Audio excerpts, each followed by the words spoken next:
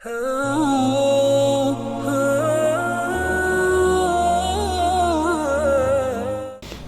दफ़ा जब मैं नॉर्थ में एंड ऑफ द वर्ल्ड है नॉर्वे में 3 घंटे की फ़्लाइट है आल्टा, और फिर कोई 7 घंटे का सफ़र है बाई रोड 6 घंटे, उसमें 8-8, 9-9 मील की मुसलसल टनल्स आती हैं। 8 मील, 5 मील, 9 मील, 8 मील, 5 मील, टनल टनल टनल, पहाड़ों से गुज़रते गुज़रते वो आखिरी बस्ती आती है। तबलीग के काम की भी खूबसूरती देखो। आल्टा पहुँचे, ये वो बॉर्डर है आल्टा जहाँ जून जुलाई सूरज डूबता नहीं, बस घूमता रहता, और दिसंबर जनवरी निकलता नहीं, बस डूबा ही रहता।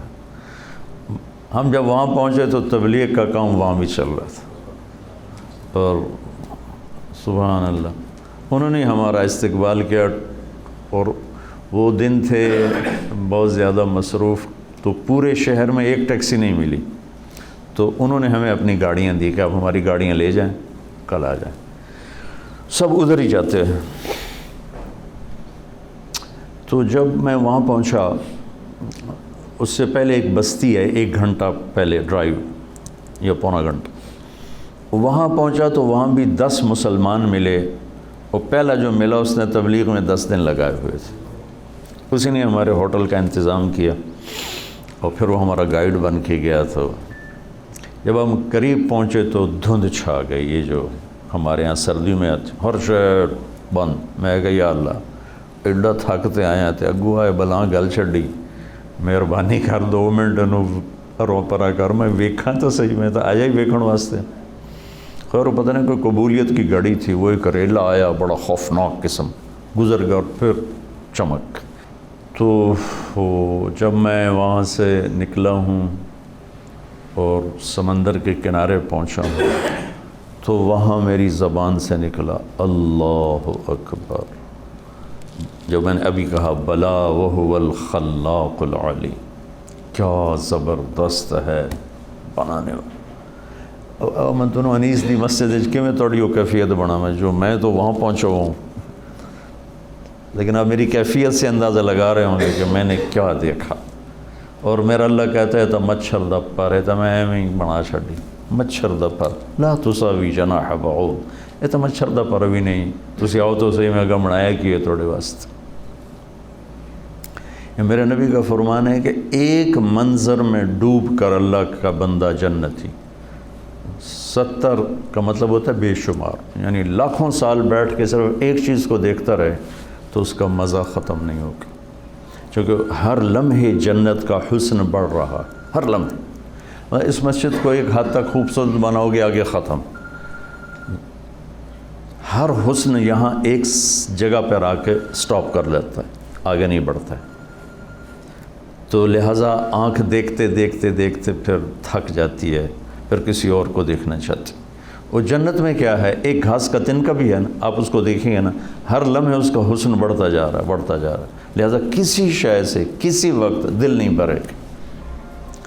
तो वहाँ मैंने अजान दी। 4 अगस्त को वहाँ सूरज डूबता है, और कोई 20-25 मिनट की रात होती है।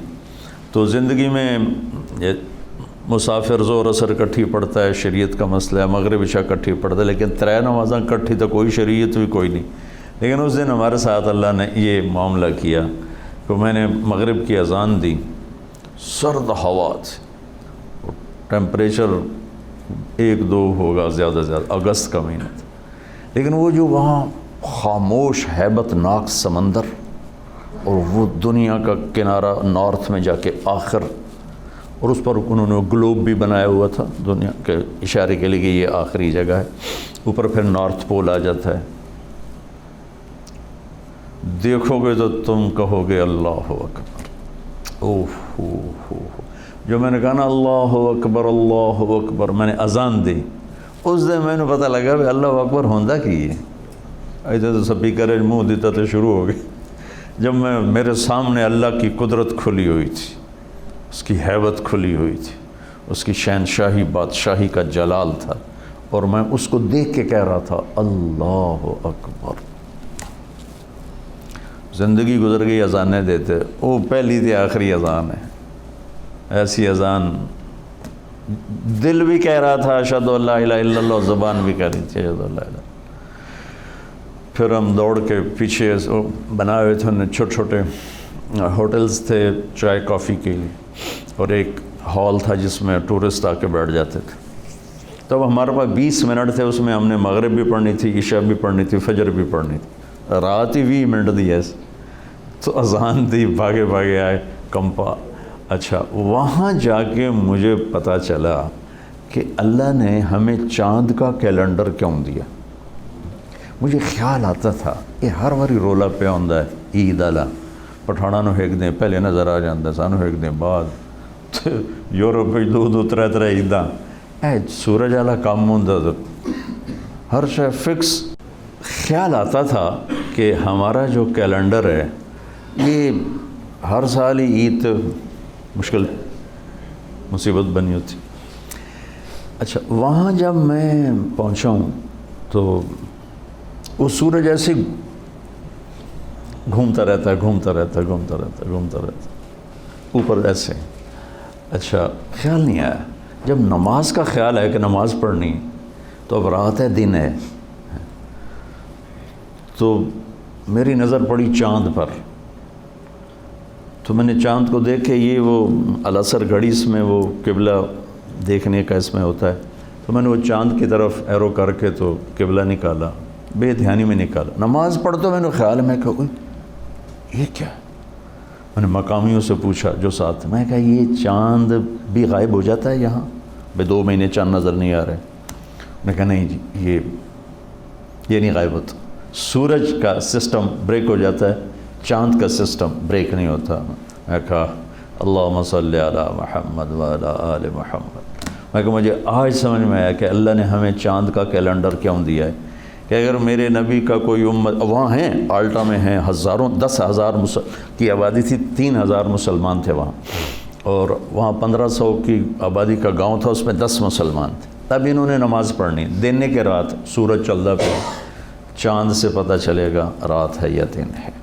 تو چونکہ میرے نبی عالمی نبی ہیں، رحمت للعالمین ہیں، کافۃ للناس بشیر و نذیرہ ہیں، دنیا کے آخری کناروں تک کے نبی ہیں، تو اللہ نے میرے نبی کو وہ کیلنڈر دیا جو کہیں بھی فیل نہیں ہوتا ہے۔ چاند کا کیلنڈر، سورج کا کیلنڈر فیل ہوتا ہے وہاں تو میں ویکھ کے آیا، اور چاند کا کیلنڈر وہاں بھی چلتا ہے۔ میں کہا یہ ہے رحمت للعالمین کی شان، کیا میرے اللہ نے اپنے نبی کو، حالانکہ چاند بھی اللہ کا، سورج بھی اللہ کا، هو الذي جعل الشمس ضياء والقمر نورا وقدره منازل لتعلموا عدد السنين والحساب وكل شيء فصلناه تفصيلا۔ جنوری فروری سورج سے ریلیٹ ہے، تو سورج اللہ دا، تو جنوری بھی اللہ دا، اور محرم سفر چاند سے جڑا ہوا ہے، تو چاند بھی اللہ کا، تو محرم بھی اللہ کا۔ تو وہ کافروں کا اور یہ مسلمانوں کا ایسی بات نہیں ہے کہ کوئی تعصب ہو، اللہ نے اپنی قدرت سے اپنے حبیب کے لیے چاند چنا، تاکہ دنیا کے کسی بھی کنارے پر امتی موجود ہو تو اس کو نماز کے لیے ٹائم معلوم ہو، اس کو روزہ رکھنے کے لیے ٹائم معلوم ہو۔ تو خیر، میں آپ سے عرض ہی کر رہا تھا کہ اللہ تعالیٰ نے اس مسافر خانے کو اتنا خوبصورت بنایا ہے کہ انتہا کو حد کر دی۔ تو جس کی وہ تعریفیں کر رہا ہے روزانہ پورے قرآن میں، جنات عدن تجری من تحتها الانہار، جس کو اللہ کے نبی نے فرمایا کہ اللہ نے جنت الفردوس کو اپنے ہاتھوں سے بنایا۔ اب کتنا ہی بڑا گھر بنائے، کیا علاج ہے موت کا؟ کیا علاج؟ سب سے بڑا گھر دنیا میں بنایا تھا ایران کے بادشاہ خسرو پرویز، 11,000 پلرز پر وہ گھر کھڑا کیا گیا تھا۔ دوسری طرف بڑے بڑے گھر بنانے والے بیٹھے ہو، 11,000 پلرز پر وہ گھر کھڑا کیا گیا تھا، اور 40 مربع میل میں تھا وہ، 40 مربع میل، اور اس میں پوری دنیا سے کی حسین ترین 3,000 باندیاں اس میں چھوڑی گئی تھیں، اس کے حسن کے لیے، اس کی زیبائش کے لیے، اور جنگل میں 900 ہاتھی چھوڑے گئے تھے اس خسر پرویز کی ہیبت کو، اس لئے ہاتھی بڑی طاقت ہوندی ہے تو ہاتھی چھوڑے ہوئے تھے، اور اس کے نیچے 100 بڑے بڑے ہال تھے جو سونے چاندی سے بھرے ہوئے تھے، اور اس کو اس میں 10 سال رہنا نصیب نہیں ہوا، اور رومن امپائر اس وقت دب رہی تھی، تو اللہ نے قرآن اتارا الف لام میم غلبت الروم فی ادنی الارض وهم من بعد غلبهم سیغلبون۔ کافر ہمارے نبی کو اور مسلمانوں کو تانا دے رہے تھے، تم کتاب والے ہو اور عیسائی بھی کتاب والے ہیں، ہم بھی بغیر کتاب کے ہیں اور ایرانی بھی بغیر کتاب والے کتاب والوں کی پٹائی کر رہے ہیں، ہم بھی تمہاری کریں گے۔ تو اس پر اللہ نے یہ آیت اتاری ہے، کوئی حال نہیں، آج جو مار کھا رہے ہیں کل انہیں جیت جانا ہے۔ اس پہ شرطیں لگ گئیں، وہ شرط لگانا اس وقت کوئی ایسا منع نہیں تھا، تو ابو بکر صدیق اور ابی بن خلف کی شرط لگی، 100 اونٹ کی شرط لگی، 10 اونٹ کی شرط لگی۔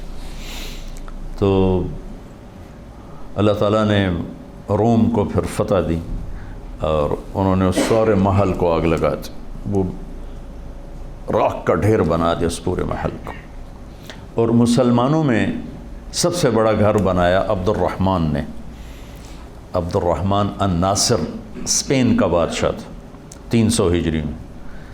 وہ 4316 پلر پر تھا وہ گھر، 4000۔ اب اس کے کھنڈرات نظر آتے ہیں، لیکن یہ اتنا بڑا تھا، یہ اب وہاں اسیس نہیں ہوتا ہے، اور کسی کو پتہ بھی نہیں۔ مجھے پتہ تھا تو میں نے وہاں سے وہ اس میں قرطبہ میں پوچھ کے وہ مجھے پھر وہاں لے گئے، تو میں اس کے اوپر کھڑا ہوا دیکھ رہا تھا۔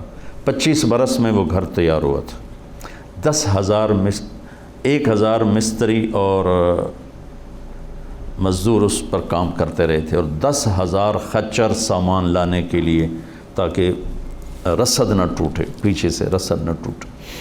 اور اس میں جگہ جگہ پارے کے تالاب تھے، پارے کے، سورج کی نقل و حرکت کو سامنے رکھ کر۔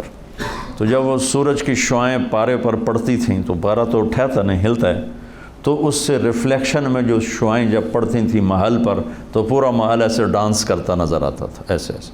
تو جو داخل ہوتا تھا شروع میں تو وہ ایک دم سمجھتا ہے تو ڈھانڈا پہ ہے، پھر تھوڑی دیر کے بعد اس کو پتہ چلتا ہے کہ یہ تو پارے کی شعائیں ہیں جو اس کو ایسے ایسے ایسے ایسے ایسے ایسے ہلا رہے ہیں۔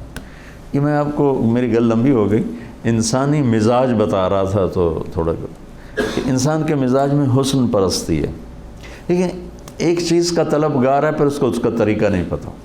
گھر خوبصورت ہے، انہیں پتہ کہ میں کرنا ہے، کپڑا کیسے خوبصورت ہو، گاڑی کیسے خوبصورت ہو، یہ سارا اس کو پتہ ہے، لیکن زندگی کیسے خوبصورت ہو یہ اس کو پتہ کوئی۔ کیونکہ اتنا بڑا گھر ہو اور اس میں زندگی ویران ہو تو مزہ تو نہ ہے۔ زندگی کیسے خوبصورت گزاروں کہ میرا من بھی خوبصورت بنے، میرے اندر خوشی ہو۔ 100 بار چمن مہکا، 100 بار بہار آئی، دنیا کی وہی رونق، دل کی وہی تنہائی۔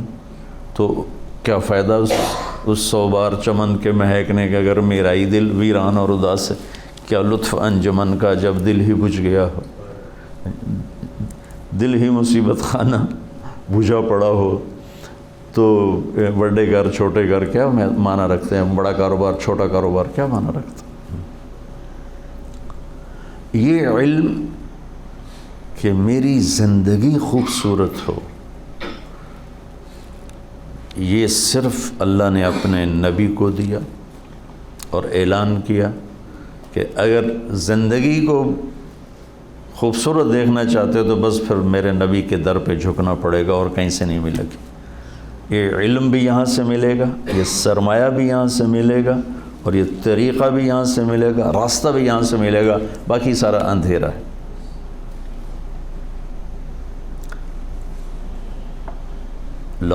یوں میں نے آیت پڑھی، لَقَدْ كَانَ لَكُمْ فِي رَسُولِ اللَّهِ أُسْوَةٌ حَسَنَةٌ، کہ اگر تم اپنی زندگی کو حسین دیکھنا چاہتے ہو، خوبصورت بنانا چاہتے ہو، میرے نبی کا طریقہ اپنا، کہ اس کے اندر دل کی زندگی چھپی ہوئی ہے، کیونکہ دل جو زندہ رہتا ہے وہ ان کپڑوں سے نہیں، ان کھانوں سے نہیں، اس کی زندگی کا راستہ میرے نبی لے کر آئے۔ اللہ نے آپ کو ظاہر بھی خوبصورت بنایا اور راستہ بھی خوبصورت